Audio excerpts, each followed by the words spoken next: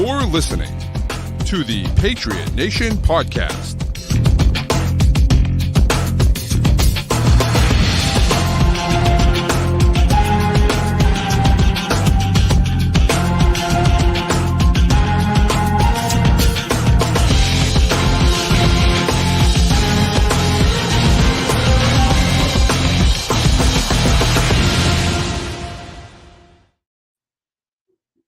Welcome into another edition of the Patriot Nation podcast, of course, brought to you by Prize Picks and Game Time.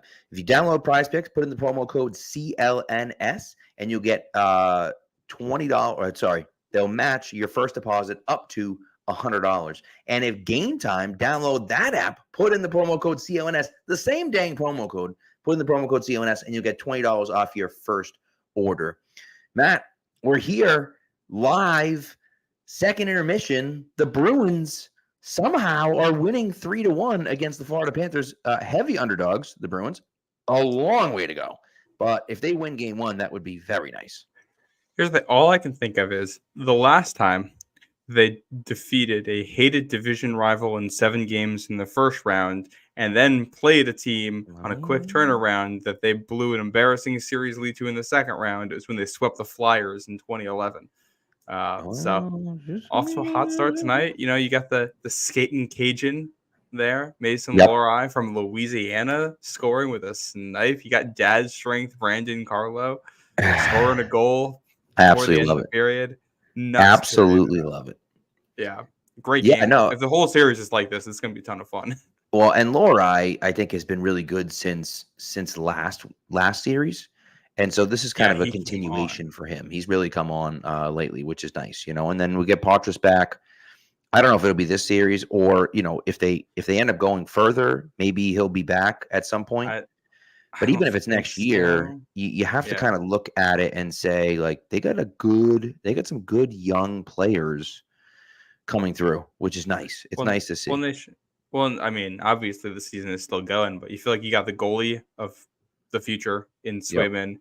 You got the top 4 of your D-core locked and loaded right now, and you have an elite top level scorer in the NHL in Pastrnak, and you got that combination of things. Finding the pieces to fit in with those gets a lot easier.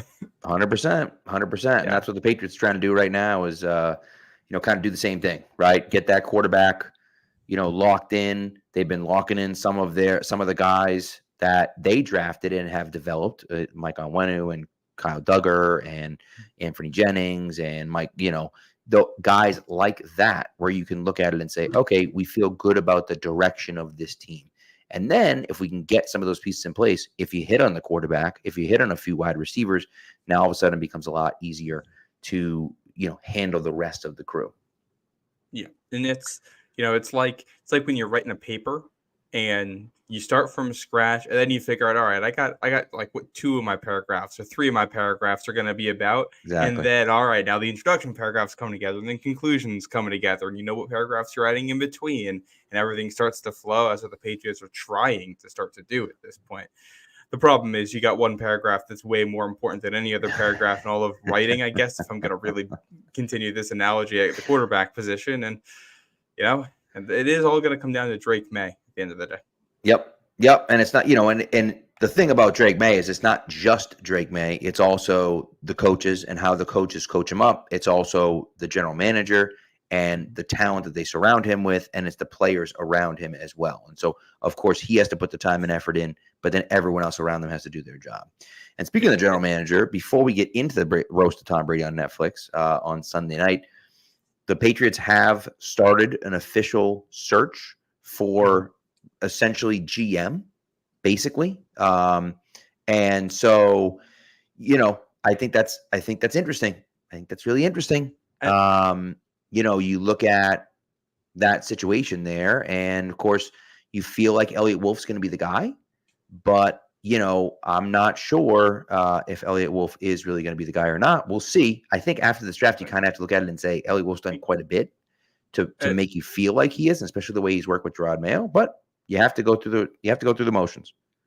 What this feels like to me is that they knew who the next GM was, and they didn't want to go through all the motions and hassle of conducting interviews while they were in the pre-draft process. So they waited for the draft to be over, and now they're going to go through. If you want to make somebody GM officially, Right. they were able to make Gerard Mayo head coach because they had written into the contract that he was going to be the successor. They didn't do the same thing with the GM position after Bill Belichick, which means that when you fill that position, you have to interview a bunch of people. It has to be an open process. And I think everybody involved knows that it's going to land on Elliott Wolf. It would be truly shocking if it didn't, and borderline irresponsible of them to let the draft go by and picking your future quarterback with an interim GM. Right. That would be, I would have some real questions about what's going on unless I don't even know who it would be, but some GM candidate came out of nowhere and said, I would like this job. And it was the kind of guy you couldn't turn down. I think they're going to go through the motions. It's going to go, week, 2 weeks, 3 weeks, however long they need the process to take to make it look real. You interview a bunch of people, and then you come back and you say, yep, Elliott Wolf's our GM, which this would be, I believe, the first time that the Patriots have had an official GM while owned by the Crafts. I could be wrong, but I don't think they had one in the 90s earlier or either. They did. They had Bobby Greer, I believe. Although Bobby Greer may not have had the official title of GM. Director of Player Personnel or something like that. I was thinking under Pete Carroll, but I agree with you. I think that I don't know if they actually were, if he actually had that specific GM title. And again, I don't know if Elliott Wolf will either, or whoever gets that job. I don't know if it's necessarily going to be GM. But if it's not GM, it's GM. I mean, even if that's not the title, that's what's happening. So we'll see. Yeah. But all right, let's get into this roast last night. This was, I'll tell you, I had a great time watching it. It was completely wild. Just completely wild. By the way, hello to everyone out there. Old Man Mob saying hello. Berg saying what's up. Blorp thinks we have Jonathan Kraft, so we don't need a GM. And Spectre Dez thinks that Judon should be the next GM, which I kind of agree with. Judon, no one works harder than Judon. Judon, he puts in the work, but he hasn't landed a player yet. So we gotta see the results there. That's a great point. Also, Last Shinobi with a dynasty question. Listen, I have a dynasty draft going on right now. People think it's too early for fantasy football. It is not too early for fantasy football. Dynasty question: would you take AJ Brown and the 1-2 for Tyreek Hill? MHJ goes number 1. So that means you're getting probably Malik. I assume that this is a 1 QB league, and you're getting Malik Neighbors at 2. Is Malik Neighbors worth Malik Neighbors with AJ Brown? Is that worth Tyreek Hill? This is tough because you're basically betting here that Malik Neighbors is going to be an elite level receiver, and that Tyreek Hill is probably fading soon and getting right near the end of his career. Right. That said, AJ Brown is still really good. So I would, if you could get Marvin Harrison Jr. with this, I would probably consider it.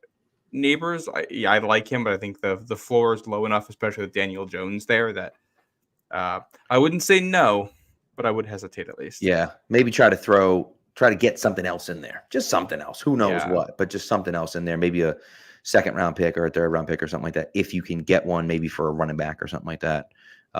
Or just ask for a little bit more, but it is probably his QB is Allen. So he's considering Williams as well. I mean, wait, why would you consider Williams if your QB is Allen? Maybe he's a Patriots fan. He doesn't want Josh Allen as his quarterback. I mean, that could be the case. If you're going to do this and get Caleb Williams and then turn around and trade Josh Allen and get another high level receiver, then I think I like what you're cooking. Yeah. I would agree with that. Yeah. So it's interesting. That's a tough one. I'm in the middle of a draft right now. Actually, there's a draft starting tomorrow too. I'm in way too many dynasty leagues, but it's so much fun. So much fun. If I understand the Allen with no wide receivers, but I just think it's not. He's gonna get running production. Yeah. I mean, look at what's his name? What's his face? Mahomes with no quarterback, with no wide receivers. Well, Josh Allen's gonna be okay. Well, even a guy like Trevor Lawrence, who's not as good as Josh Allen and with a much worse situation, has still produced pretty well. He's gonna put up numbers. Josh Allen will produce. He'll put up numbers. He's gonna put up numbers. He may not be number QB1, the QB1, but he's gonna put up numbers this year. I wouldn't worry about it. I certainly wouldn't worry about trading, Tyreek Hill to get Caleb Williams. In my opinion. Yeah. But again, Right. Again, if you're going to turn around and trade Josh Allen. Yeah, it could work out. It's just very risky because there's a world where, Caleb Williams is a bust and now you're in a position. Right. Yeah. Where you've got pretty bad assets. Yeah. Yeah. So, I mean, I don't think you can necessarily go wrong, but I almost would feel like I'd keep Allen and then, go from there, see what happens. Now, if you can do some kind of a trade and get Neighbors, I'm not opposed to that. But if Caleb Williams is going to go at 2, if you can move up to 3, give up less and and still get him. Neighbors. Yeah. That I like. Yeah, I like that idea too. So, all right, let's move on to the roast of Brady here. Tom Brady roast last night on Netflix, hosted by Kevin Hart. A ton of people, and for Patriots fans, for Patriots fans that have been around for a long time, this is the exact type of thing. Like, it's so much fun to watch these guys. Drew Bledsoe out there, like, it was awesome. Bledsoe was hysterical, I thought. He's hilarious. He was really good. Edelman crushed it. There was some racy jokes out there, man. Yeah. It was listen, it was Brady dropped a 9/11 joke. Like, it was not for the faint of heart. I'll put it that way. And you see the Comedy Central roast, but they're PG-13, right? And now this is rated R. Like, you could go hard with this one, and they did. They definitely did. Yeah, no, it was entertaining. I didn't expect there to be that many people. But it was good. And it's like you said, getting everybody in the same room again is awesome. And I think you could tell, like, it's the classic thing where a lot of these guys know each other well enough to really know how to needle one another with the jokes, but they're also close enough that they can make these jokes and it isn't personal. And it's like, and that was one of the things, going back to like the dynasty in the way that it characterized people. All the relationships in there talks about like professional relationships, and what we saw at the roast is the personal relationships. Those are the real people. That's like the dynasty is showing you at a workplace with your boss where you start having issues or whatever, right? And then that's going out for drinks after with them, and things are going well, and you can make jokes and everything, right? And it's a different environment. You're different people in that world. So although I did love that Bill cracked a joke about the dynasty, I thought that was fantastic. That was good. That was a very good one. There were a lot more jokes about Brady being divorced than I expected going in. But I probably should have expected. I don't know why I didn't expect that. I think Bledsoe had the best one. With there's things that I'll have that you'll never have. So being good. Number 1 or 28th wedding anniversary or whatever it was. Incredible, absolutely incredible. That was a good one. There were so many good ones. The Nikki Glaser dropping the blood so Tom, blood so Tom could something. Drew Bledsoe Tom. I was like, that's gold. That's gold right there. And then there were, some of those jokes, bro. Again, I'm not going to repeat them on here, but you got to watch it. And Netflix did a nice job of, it's a 3-hour long thing. It was live, but it's still available. And from what I heard, and I don't know this for sure, but from what I heard, they're putting together like a 1-hour compilation. Like, okay, I love Randy Moss. The highlights of it. I love Randy Moss. He sucked. He was terrible. Randy Moss was terrible. He was awful on there. Ben Affleck could have done without Ben Affleck. He was fine, but could have done without him. Some of these guys. Oh boy. Oh God. Pasta. You're ahead of me on this by quite a bit. I always am.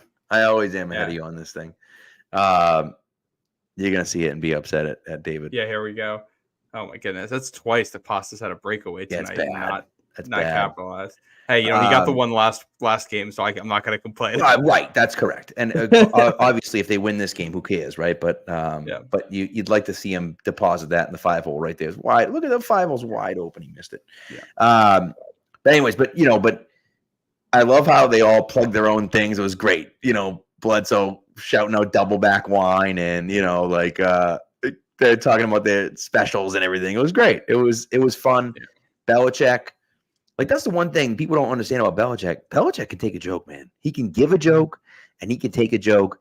he, the famous stories with Lenny Clark and how, Lenny went in before the '07 Super Bowl and just ripped him a new one in front of the team to kind of lighten the mood. He does those things and takes shots at himself. He's not self-conscious about that stuff. And I think that's one of those things that gets lost in the shuffle, right? And one of the things I think is hysterical about Bill is that when he makes the joke, he's got this like smile on his face, like he knows it's going to be funny, and you just can't help but laugh when you see him doing that because you're like, "This just hysterical," When it's that he knows nobody expects it of him, and he Right. knows that's going to make it funnier for himself. Yeah. I love that there were multiple Foxborough High jokes too.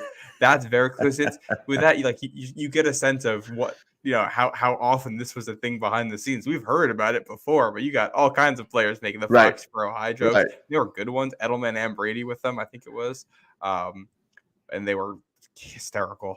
Well, and I'll tell you what, man. If I went to Foxborough High right now, I'd be like, that's where I go to school. That's where I teach. Yeah. That's where you know what I mean? Yep. When I did think it was funny that it was like Belichick could take a joke really well. Gronk, obviously. Honestly, in some ways, I think Gronk is like most comfortable being the butt of the joke. Oh, in yeah. some ways. Gronk was about a joke all night. Yeah. And then you got Brady over there, clearly trying to be as nonchalant as he can, and also still very uncomfortable with it. And it's like you can tell it's just that not calculated. Oh yeah. But he's just like, how do I be normal about it? He was good. I thought he was a good sport. It was perfect. Yeah. And that's what you want out of a roast. Where it's like he's good natured, he could take it, he dishes it out a little at the end, but he's a little bit uncomfortable in there. You know who didn't take it well? Danny Amendola did not appreciate Bill Belichick going after him.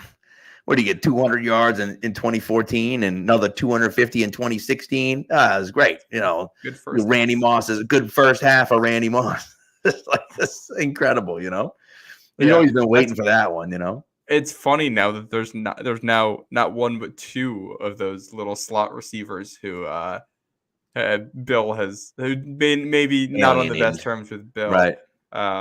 Which it's funny too because if we think about Bill Belichick's legacy on offense, it's the slot receiver and being able to take random guys and put them in that position and have multiple guys be in that role and be on bad terms with him. It's really funny how the world works. Yeah. It's only Edelman who has survived that for now. It's true. It's very true.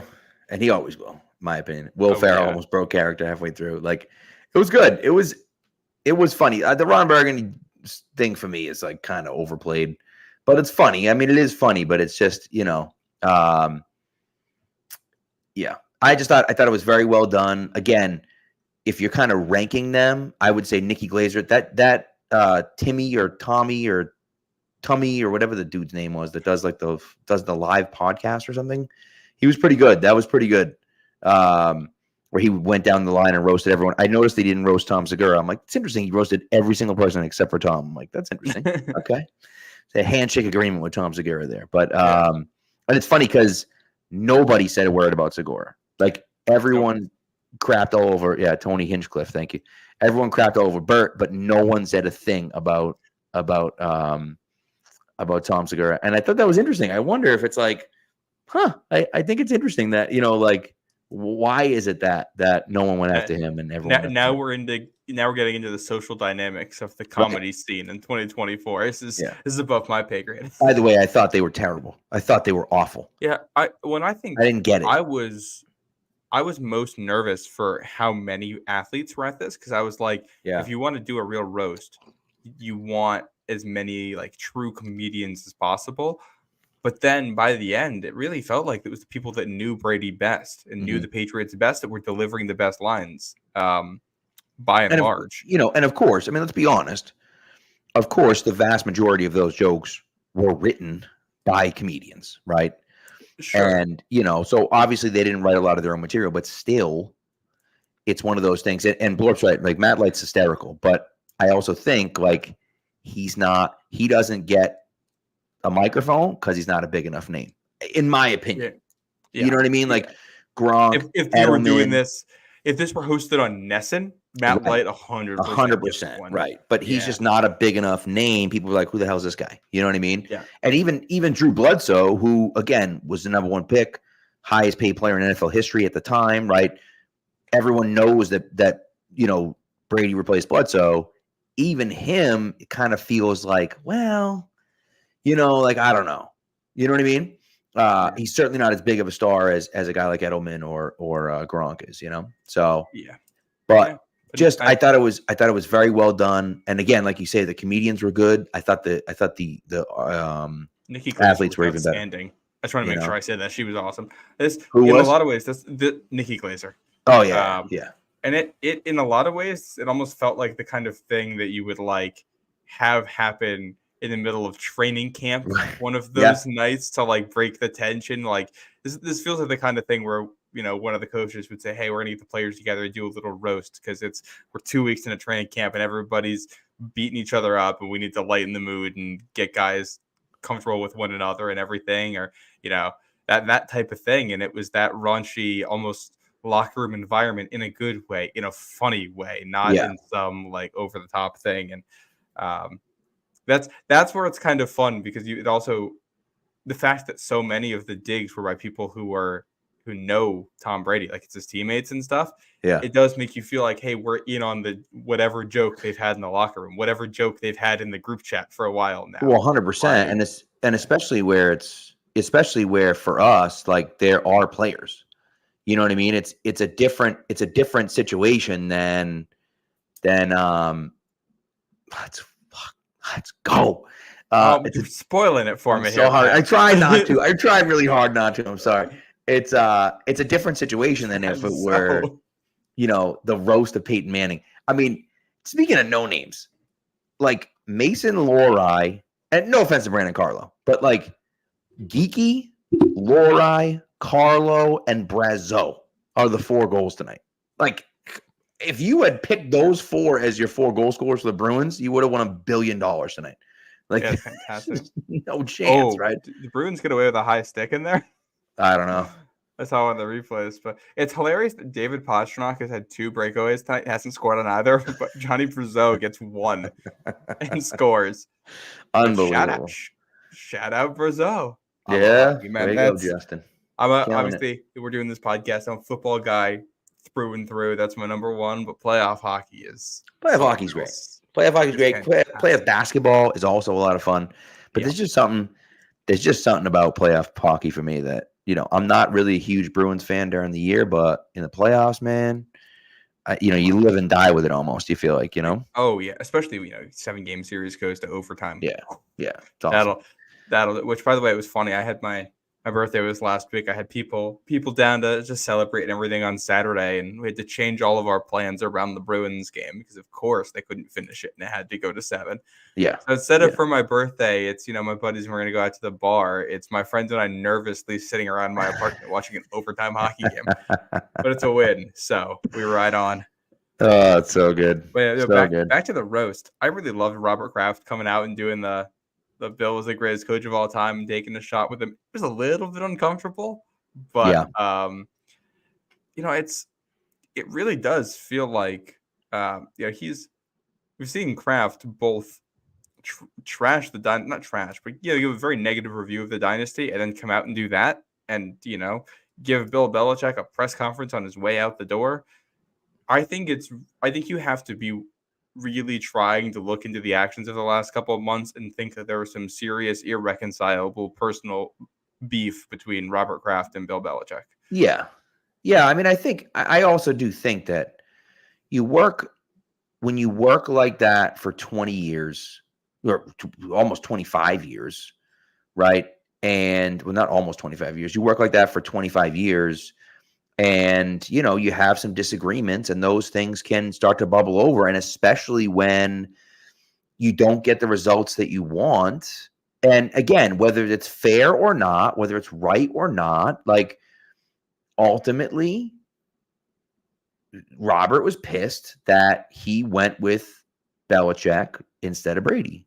And he was pissed at himself maybe, and he was pissed at Bill. And so and I can't necessarily blame him for that, And so, and again, does that make it right? No. But I do understand, needing to kind of hit a reset. And I'll tell you, Bill Belichick, I will say he was a good sport for being there and taking the jokes.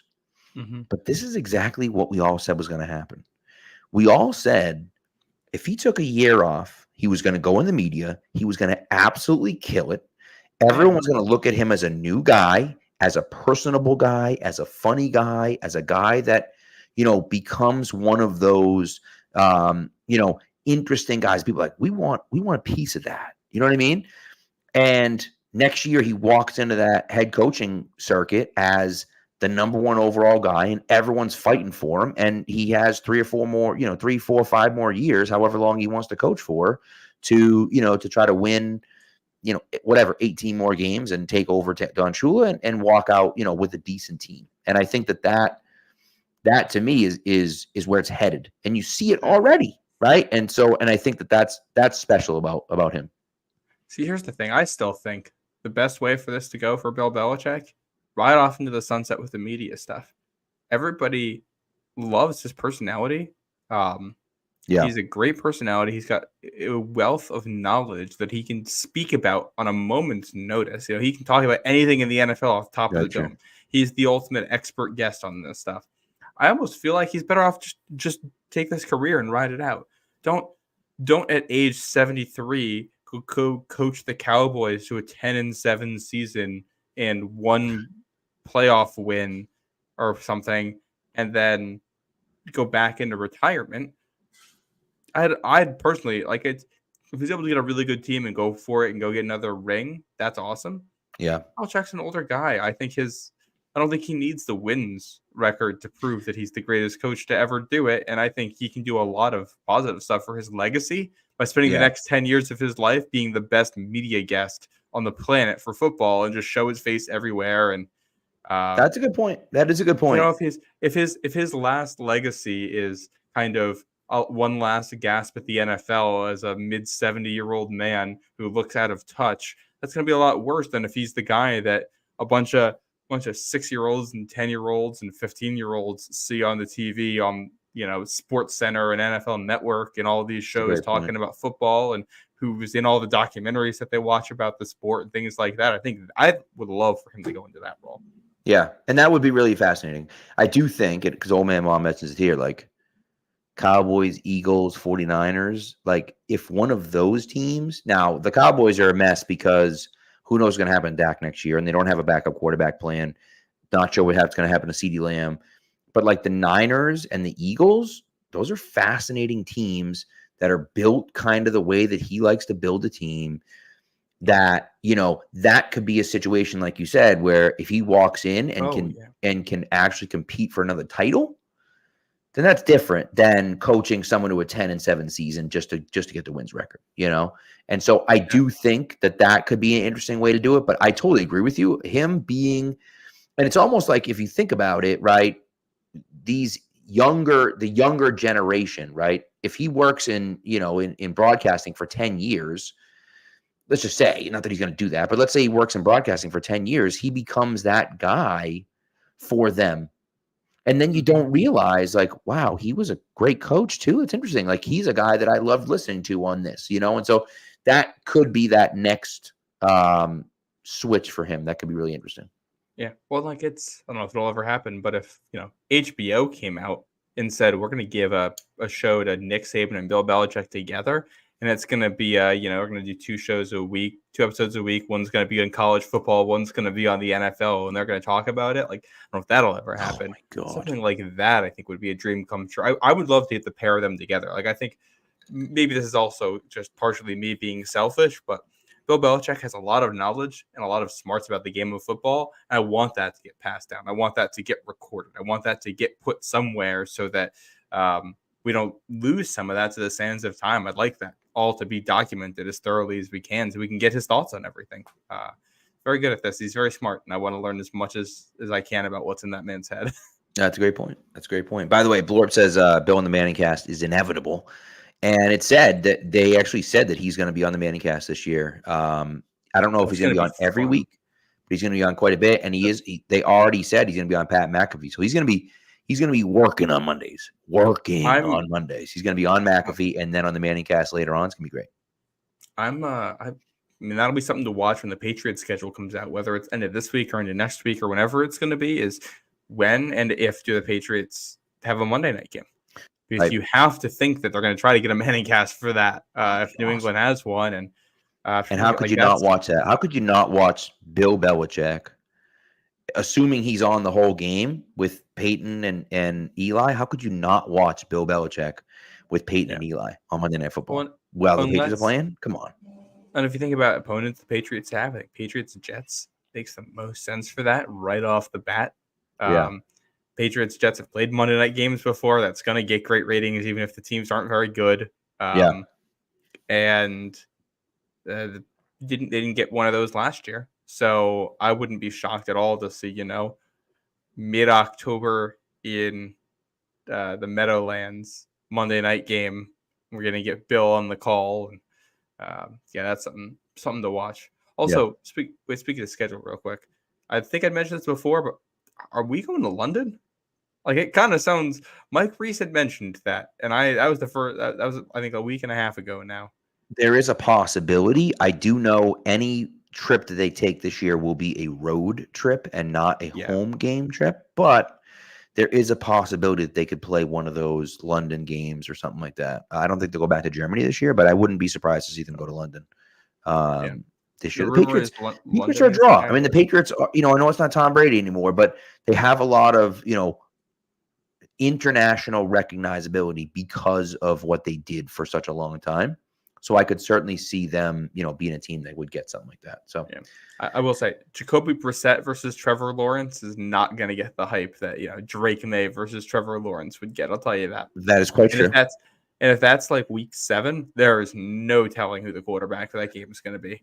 Yeah, it won't be Nathan Rourke. We know that as of today. That is quite true. Yep, that is quite true. Not Nathan Rourke. But you know what? I think if you're the Patriots, it almost doesn't matter. And the NFL, I don't think really cares either. It doesn't really matter. Yeah. They don't care who goes over there. It doesn't make a difference to them. They send crappy teams over there all the time, so that doesn't make a difference to them.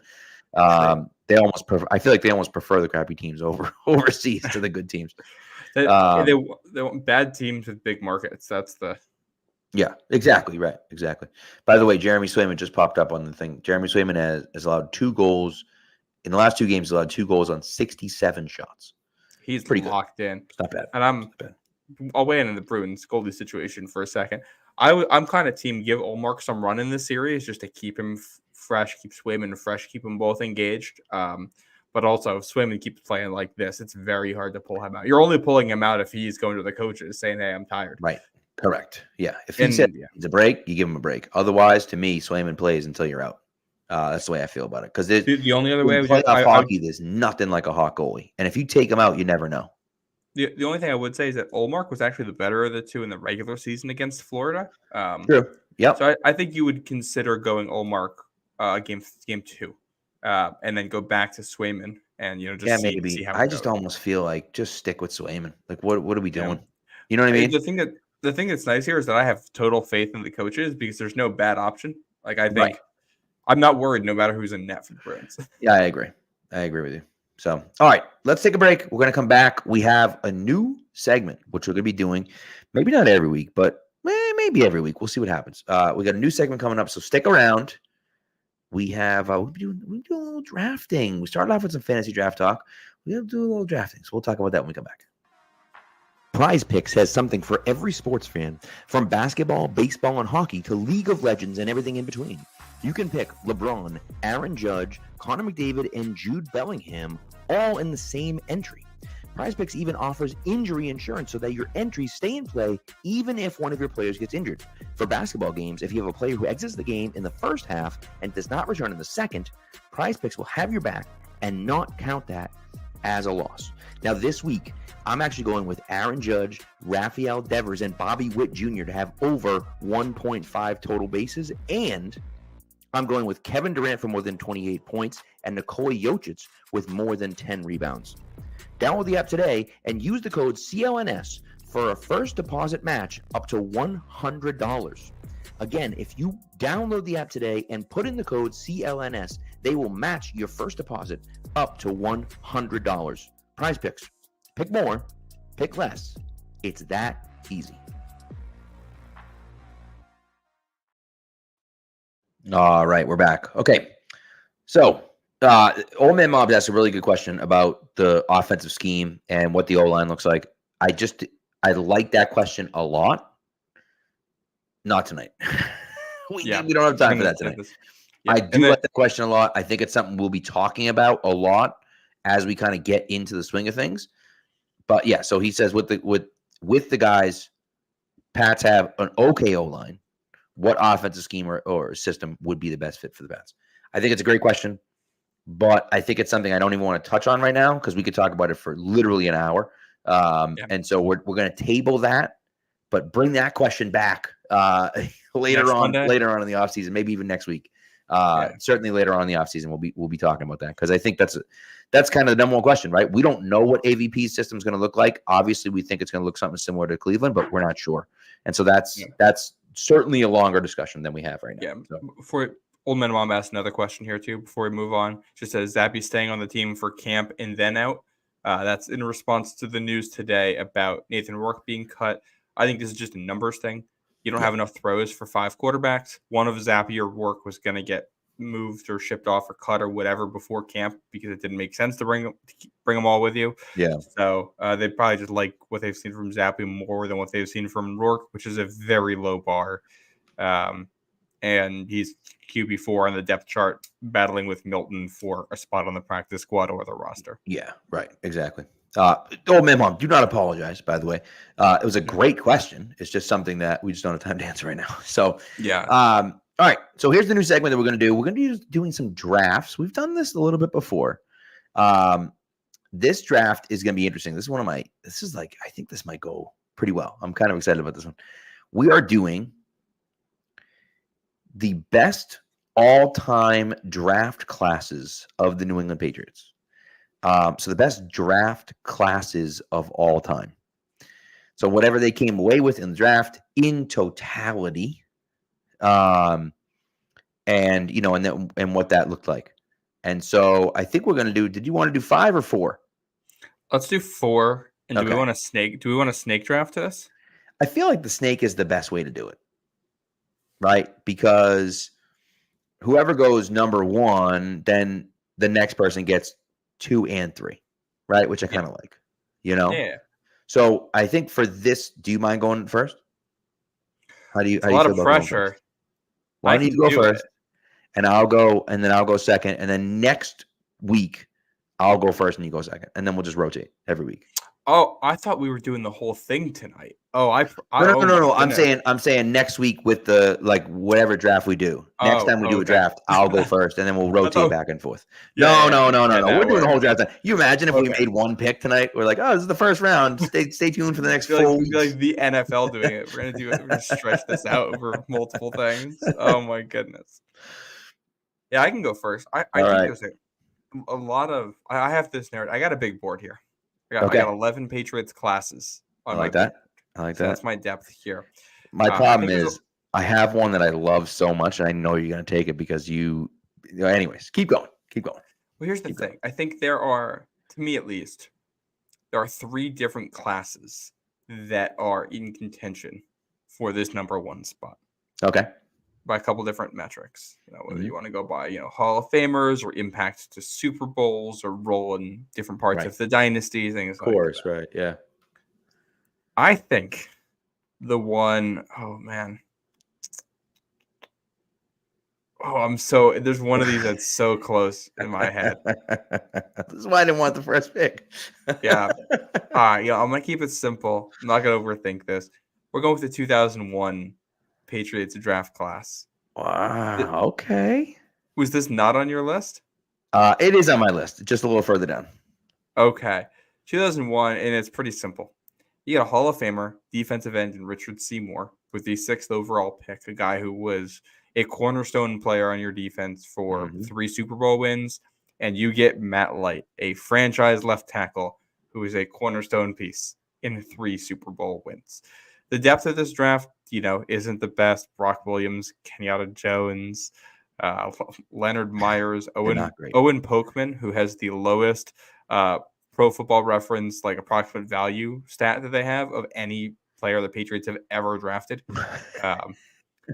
But yeah, the top 2 in my eyes just carry that in terms of impact to the New England Patriots. I like that. That's a good one. I'm going to go with a draft in which they also drafted a Hall of Famer in the first round. And that was 1973, where the New England Patriots had not 1, not 2, but 3 first-round picks. And they drafted only the greatest offensive lineman in NFL history at pick number 4 with John Hannah. They also drafted Sam the Bam Cunningham at pick 11. And then they drafted Darryl Stingley at pick 19. Of course, Stingley, we know had, his injury. Jack Tatum, thanks a lot, buddy. And then in the 14th round, to add on to that, in the 14th round, this went 17 rounds, by the way, in 1973. In the 14th round, Sugar Bear Ray Hamilton.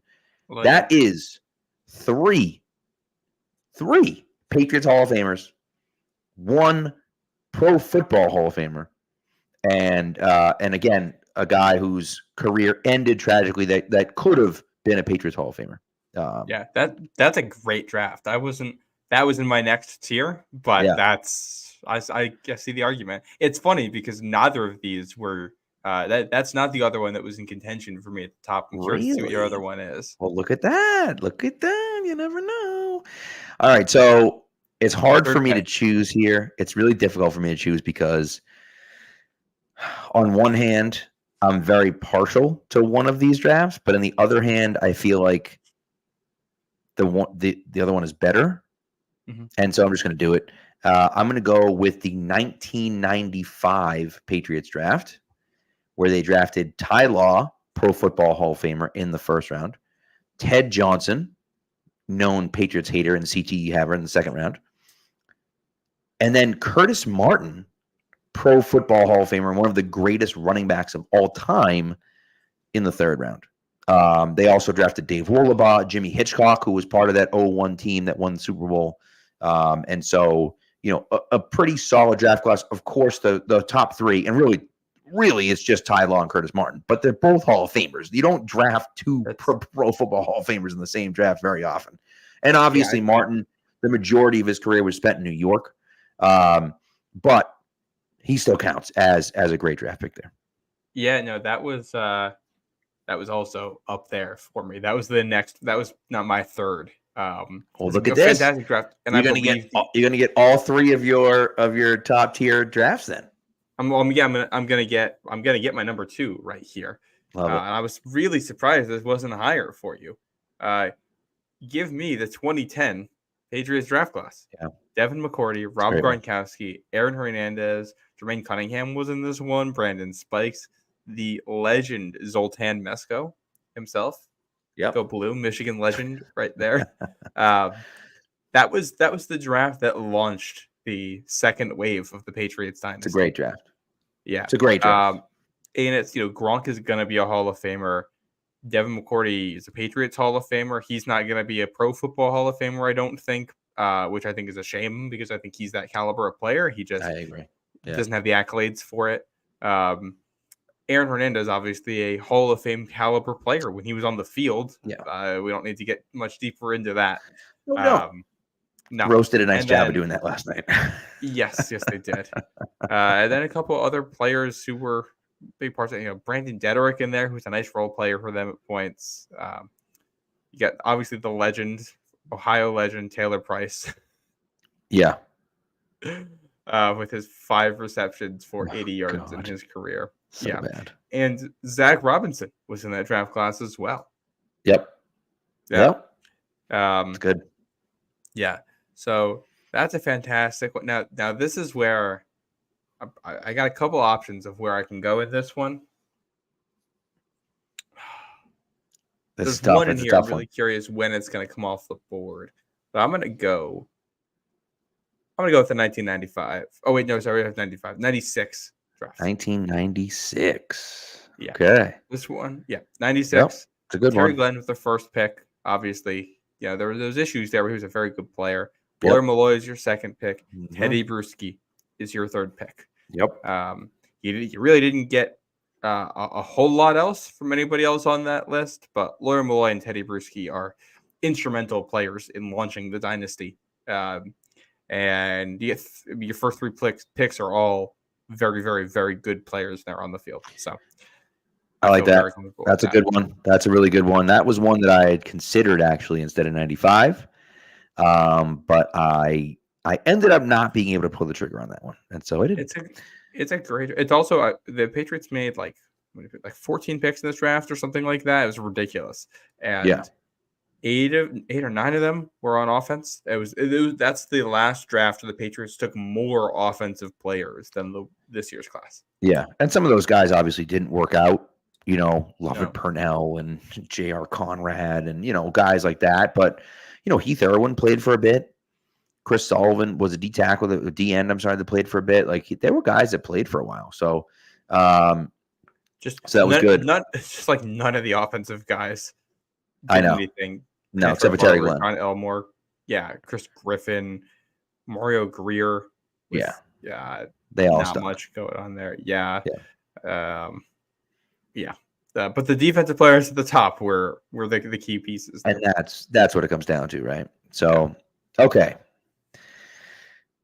All right, I got some work to do. That was good. And old man, I love how old man Mob was like, Matt better swing big, and then he's like, Pat better hit a home run here because Matt came back with good picks, and he did. So okay, here we go.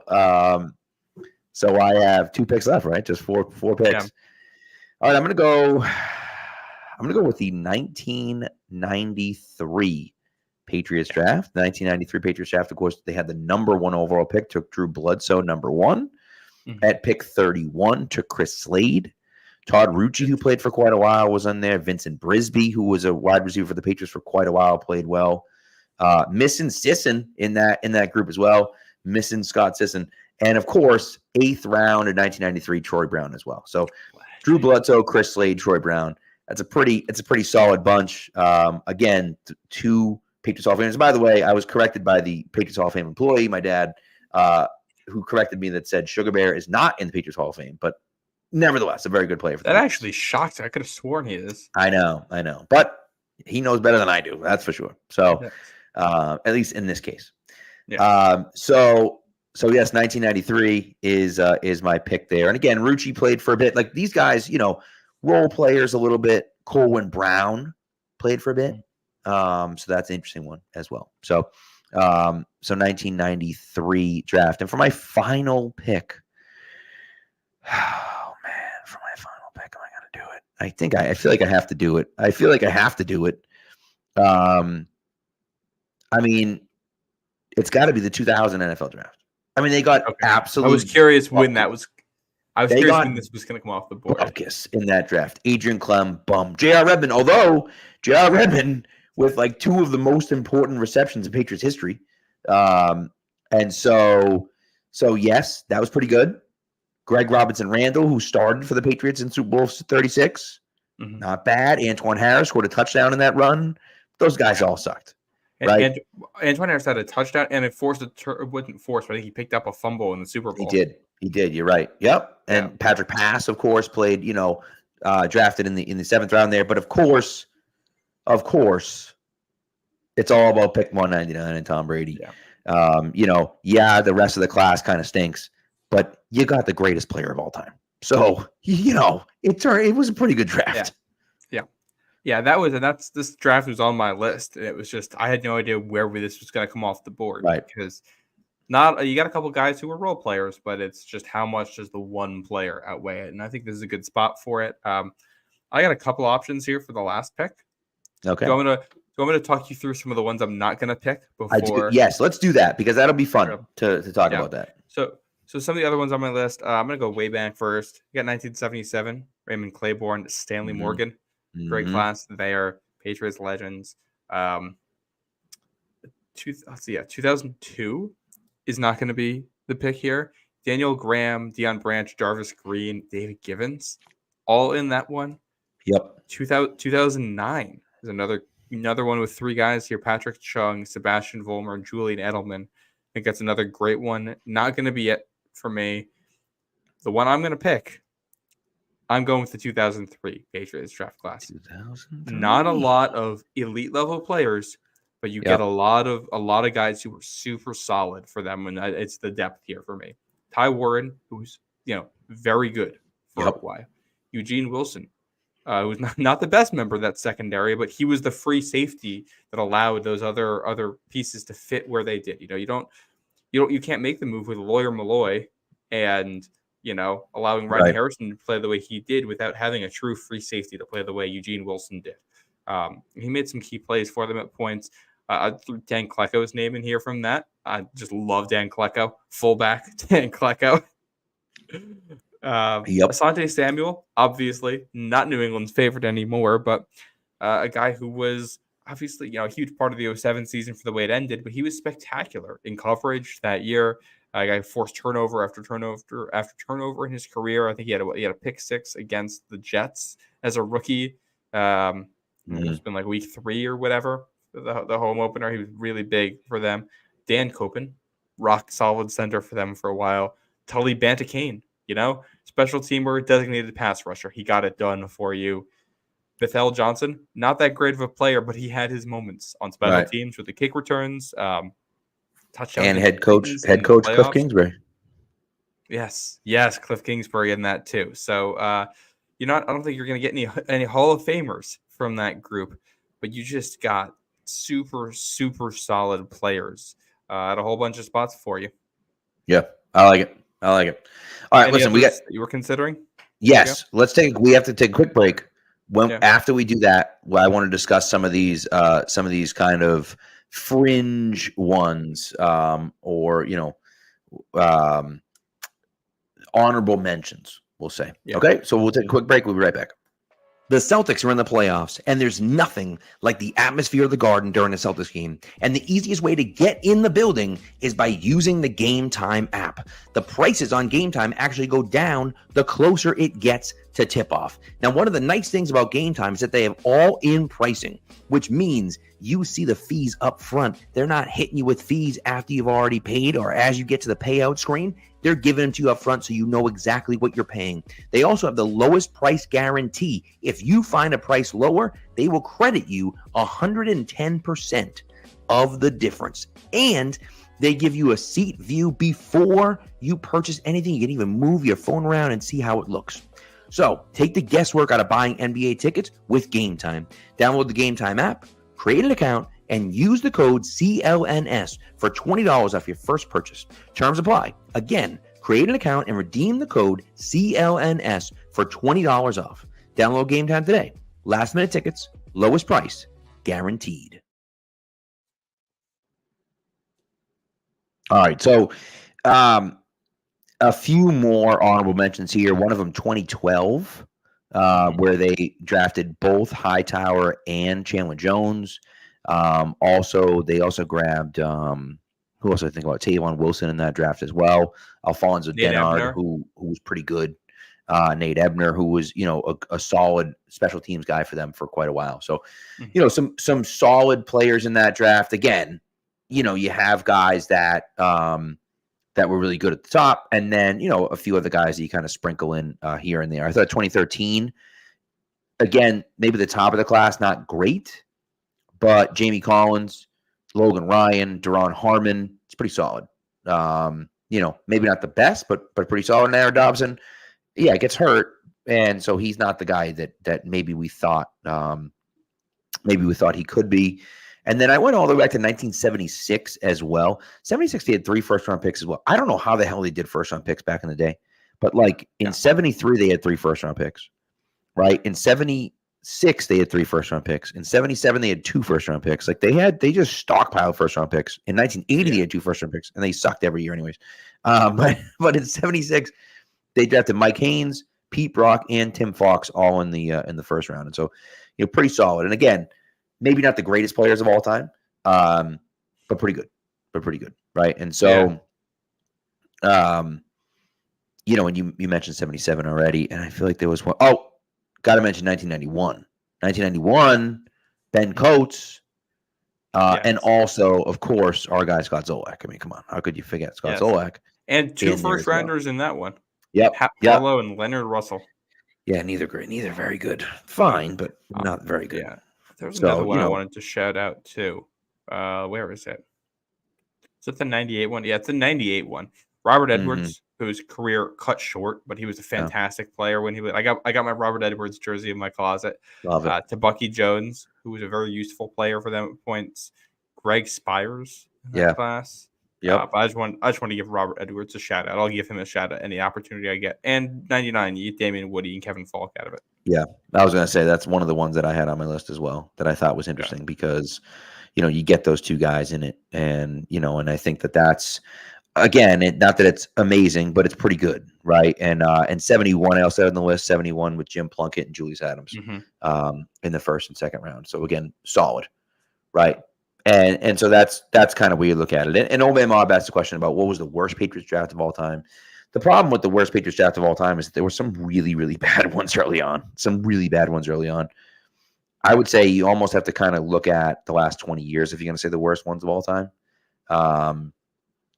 But I think, TJ makes a case about the 2022 draft. That's pretty bad. It looks pretty awful right now. Of course, Marcus Jones playing well for the Patriots. We'll see if he can stay healthy this year. But if Cole Strange doesn't pan out and Marcus Jones just ends up like pretty good and not great, that could be one of the worst draft classes of all time. And so, it's just, I don't know. We'll see. Yeah. Well, and it's also tough because there's a lot of drafts in here that are bad, but have like one really good player in them, and it's just tough to evaluate. How do we compare one draft with a good player and 7 bad picks, and a draft with a slightly better player and 8 bad picks? Like I don't know how to parse that. Yeah, and Nagan is over here bad mouthing a lot of things. He doesn't like the fact that I picked the 2000 NFL draft because Patriots got lucky with Tom Brady.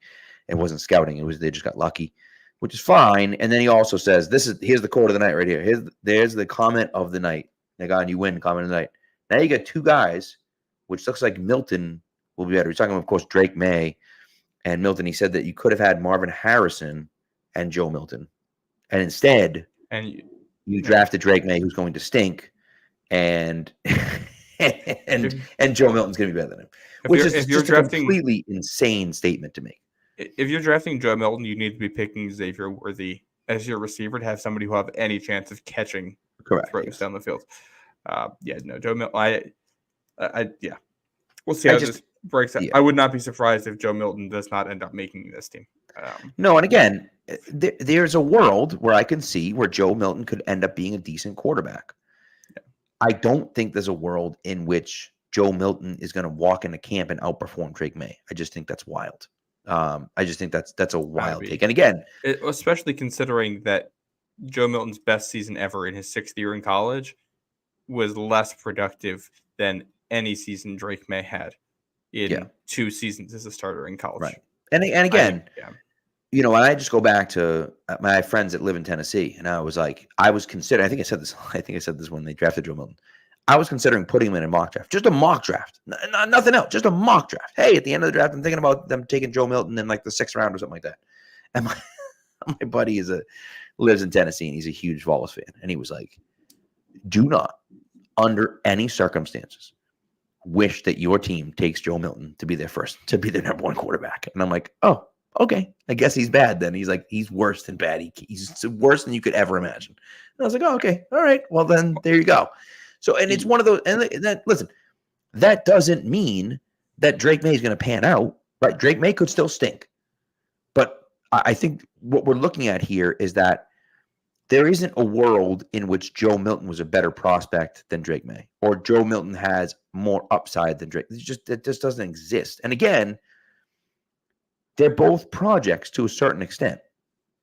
Drake May got taken number 3, and if he didn't get taken number 3, there were going to be 14 teams that traded up to him to get him at number 4. So that's how high people were on Drake May.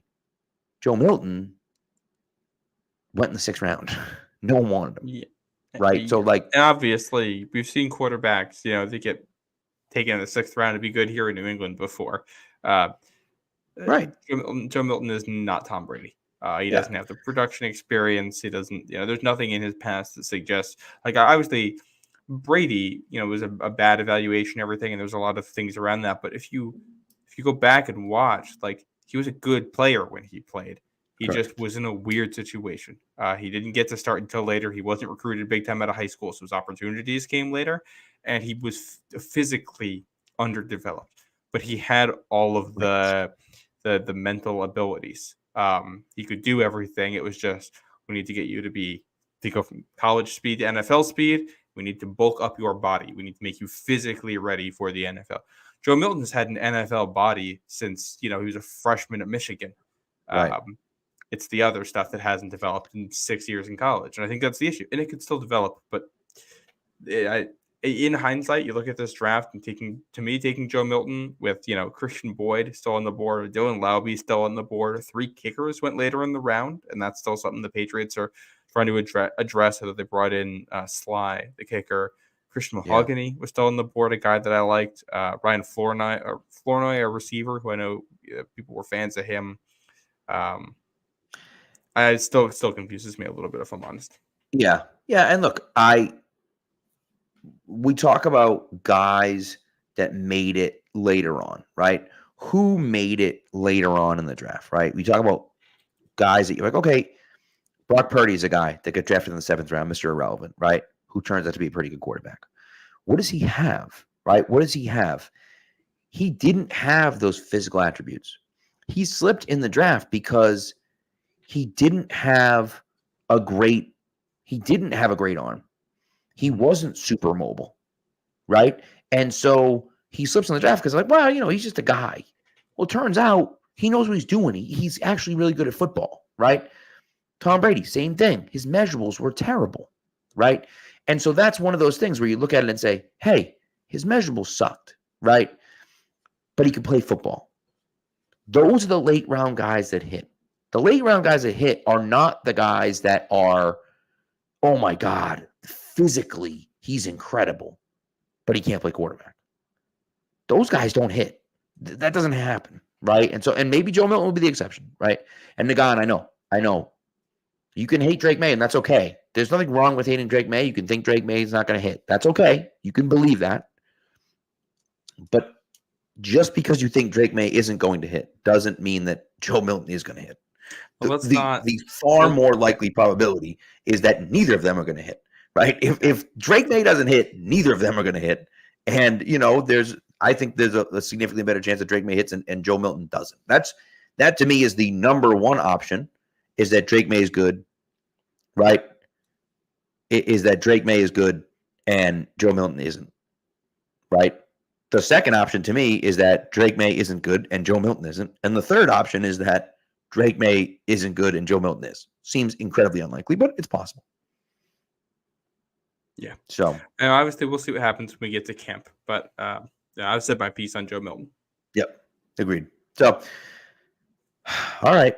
I think that's it. We got anything else? I don't have anything else. I don't think so. This is fun. This is fun. Yeah. I'll have to do more of these. Oh my God, it's so good. That's so good. Anyways, Matt Porter just tweeted out something hysterical. I'm gonna text it to you. It's outrageous. But anyways, so we'll be back Monday. So here's the deal. Monday. Monday. Jesus, today's Monday. Say, changing the schedule again, Pat. Jesus Christ. Wednesday. Different time Wednesday. Wednesday, 7 p.m. on Wednesday. Okay? 7 p.m. on Wednesday. We're going to have Thor Nystrom from Fantasy Pros on. Thor has done the draft recap with us the last few years. We had a miscommunication at the end of last week on Thursday. He's coming on Wednesday. Again, it's an earlier time, 7 o'clock. We'll tweet it out, let you guys know the whole thing. But he's coming on Wednesday at 7. We're going to talk about him. He did give the Patriots an F in the draft, and so we'll talk about that. And so I'm excited about it. I'm excited about it. I love talking to Thor. He's a great guy. He's one of the most unique guys because he looks at things in a very different way, I think. And so, so we'll see. But anyways, that's Wednesday. Thank you for the chat. Appreciate you guys coming through as always. It's always a ton of fun. So thank you. Yeah.